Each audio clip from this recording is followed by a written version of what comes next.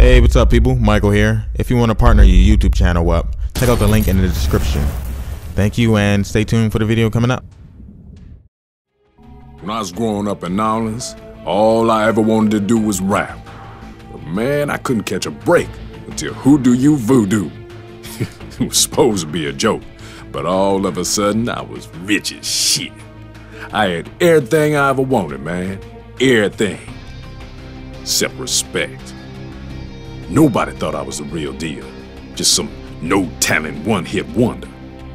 And hell, if I didn't start believing them, it's no surprise I'd have another hit after that. I ain't nothing to say. Well, you know what? I got something to say now. Didn't think I'd ever see anything as sad as Katrina. But this plague, what happened at the Royal Palms, what happened in Moresby, it's something out of goddamn horror movie, man. The dead are rising up against the living like it's the end of days, and maybe it is, but I gotta say, people do amazing shit when they up against it. The ones you think gon' stand their ground, they fucking run. And the quiet ones, the ones you don't even notice, man, they don't give an inch. They'll give up everything for somebody they don't even know. There's a song there somewhere. Shit. I don't even know if I'm gonna still be standing when all is said and done. But if I am, believe me, Sam B got something to say.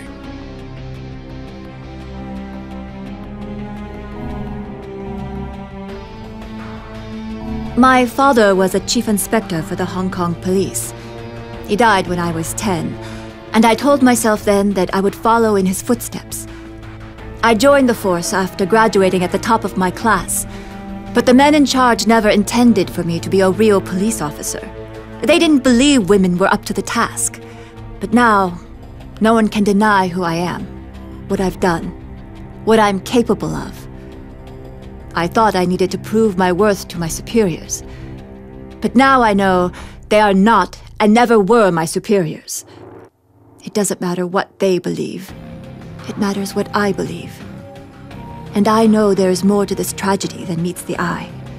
This infection, this plague is human-born. This is not nature correcting itself. This is mankind destroying itself. I saw how it swept the resort and reduced Moresby to bloody chaos. I don't know where it came from, but I do know that there are those in this world who would sacrifice millions to make billions. They operate unmolested with the approval of those who are supposed to protect us.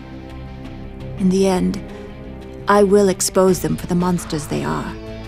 For I am Xian Mei, and I will honor my father's memory. If someone has money, if they have power, they can pretend to be as pious as hell, and no one will ever suspect how evil they are.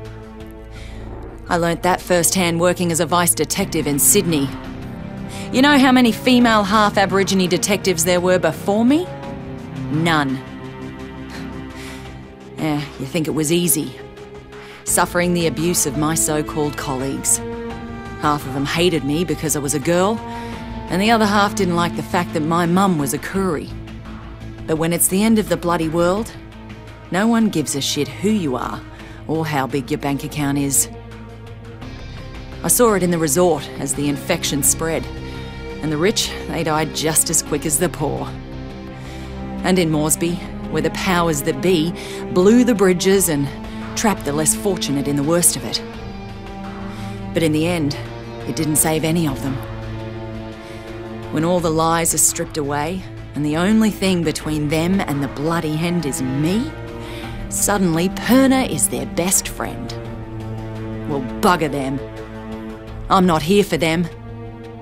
I'm here for the ones who can't protect themselves.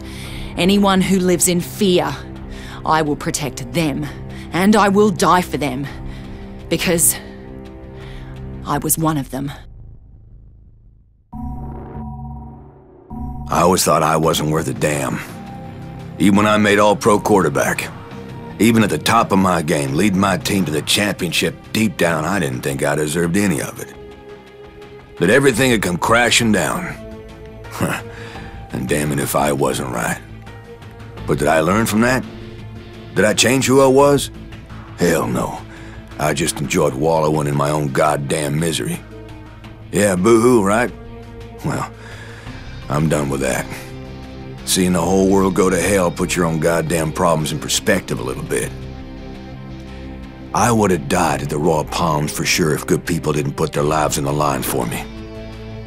Not to mention what happened in Moresby in that goddamn jungle. I've seen some sick and horrible things, brother. But I've also seen people sacrifice everything for some poor soul they hardly know. When you're saving some terrified sumbitch's ass, you don't have time to wallow in self-pity. There's a lesson there. Shit, I'm not exactly sure what it is. I'm not that fucking smart. But I do know one thing, man. Logan Carter ain't as big a douchebag as everybody thought he was.